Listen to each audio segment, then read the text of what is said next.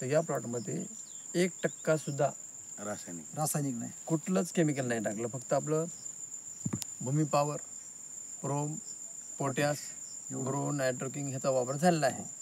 आता हा ऊस जाऊन 10 महिने झाले. तर म्हणजे आता 10 महिन्यामध्ये ह्याचे किती कांडे आले बघू आपण. सर ऊस गेल्या वर्षी किती झाला?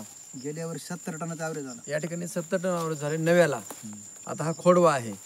आता ह्याचा ॲव्हरेज किती होते यावर्षी आपण बघूया. आता हा व्हरायटी कोणती आहे सर? 92-005. 92-005 आहे. तर आपण काय करू, कांडे मोजू ह्याचे किती आहे ते.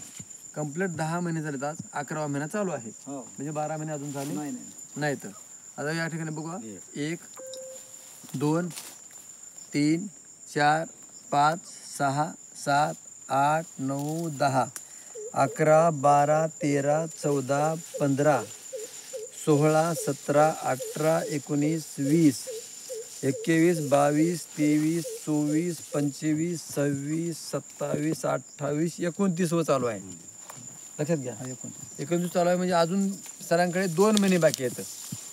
2 महिन्यामध्ये साधारण आपण अजून 5 जरी कांडे म्हणले तर 35 कांड्यावर हा ऊस जातो. जनरली कुठलाही ऊस एका महिन्यामध्ये 2.5 कांडे बाहेर टाकत असतो.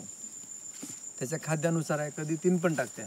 पण कमीत कमी 2.5 कांडे जरी पडले अजून 2 महिने म्हणजे 12 महिन्यानंतर ऊस आपला जाईल समजा, आहे ना.